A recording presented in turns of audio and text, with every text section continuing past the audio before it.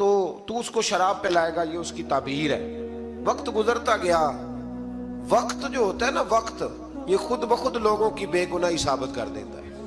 ایک وقت میں نا پراپوگنڈا ہوتا ہے تو ہر آدمی پراپوگنڈے کا شکار ہوتا ہے، پھر جب وقت گزرتا جاتا ہے تو خود بخود وقت کا گزرنا کچھ چیزوں کا خود بخود حل بن جاتا ہے۔ حضرت یوسف علیہ نبینا علیہ السلام کو جب 12 سال بیت گئے تو بادشاہ نے، عزیز مصر نے خواب دیکھا۔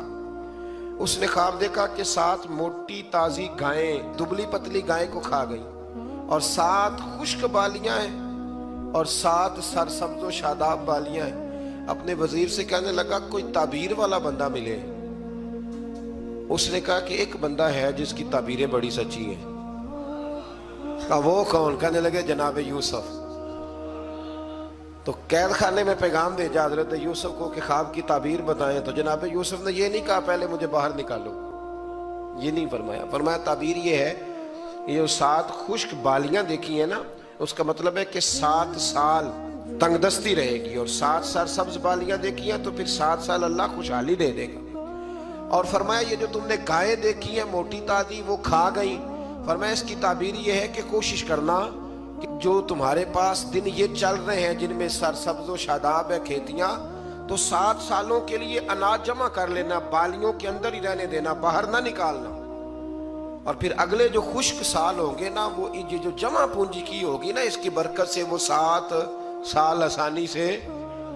اس پر ہمارے مفسرین نے لکھا ہے، اس آیت پر صوفیاء اور بزرگ تو کہتے ہیں نا سارا اللہ کے راستے میں دے دو، یہ بھی بات اچھی ہے، لیکن اگر کوئی اپنے بچوں کے لیے آنے والے وقت کے لیے کچھ چیزیں سنبھال کے رکھے تو یہ بھی سورہ یوسف سے ثابت ہے، یہ بھی سورہ یوسف سے، تو یہ بھی کوئی ایسا فعل نہیں ہے جس پر کوئی شخص تنقید کر سکے۔ حضرت یوسف نے جب تعبیر بتائی تو بادشاہ کہنے لگا کہ انہیں باہر نکالو۔ آپ فرمانے لگے میں نہیں نکلتا بھائی۔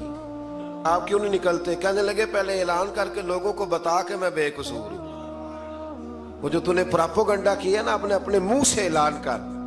اس نے جناب زلیخا کو بلایا، ان عورتوں کو بلایا، وہ عورتیں ساری سامنے آئیں، انہوں نے گواہی دی کہ یوسف تو بے گناہ ہے۔ پر سال کتنے لگ گئے؟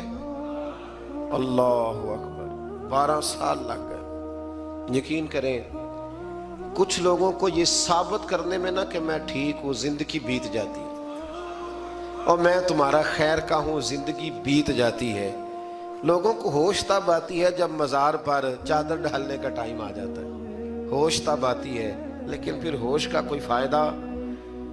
12 سال کے بعد بادشاہ نے ان کو بلایا اور کہنے لگا کہ یہ جو خواب میں نے آپ کو سنایا اب کرنا کیا ہے؟ تو حضرت یوسف کہنے لگے تم سے کچھ بھی نہیں ہوگا، اگر کچھ کرنا ہے تو پھر یہ خزانے کی ذمہ داری میری لگاؤ۔ اگر کوئی قابل آدمی ہو تو وہ آگے بڑھ کے بات کر سکتا ہے۔ یہاں ہر بندہ ہی آگے بڑھ کے کہتا ہے مجھے دے دو ڈیوٹی، لیکن قابل ہو تو وہ آگے بڑھ کے بات کرے اور سمجھے کہ میرے علاوہ کسی کے لیے مشکل ہے، تو پھر وہ آگے بڑھے۔ حضرت یوسف نے جب کہا تو انہوں نے آپ کو وزیر خزانہ بنا دیا۔ پھر ایک وقت آیا کہ وہ عزیز مصر ہی بن گئے۔ قحط پڑ گیا، جب مصر میں قحط پڑا تو دائیں بائیں بھی قحط پڑا۔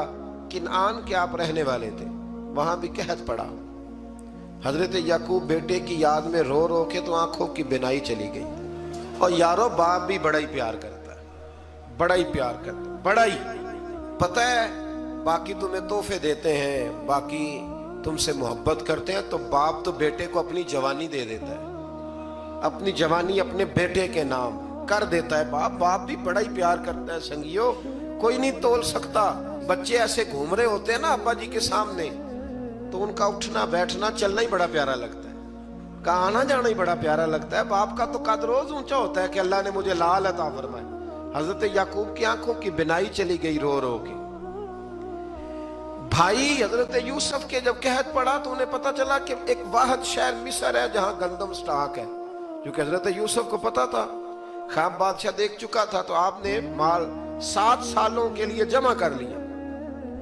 اب بھائی آئے، اللہ اکبر، دشمن سامنے نظر آئے، مخالف حاسد، تو پھر انسان ٹھہرا رہے اور انسان کمزور نہ ہو، طاقتور ہو، اتنا طاقتور ہو کہ حکمران ہی بن گیا ہو۔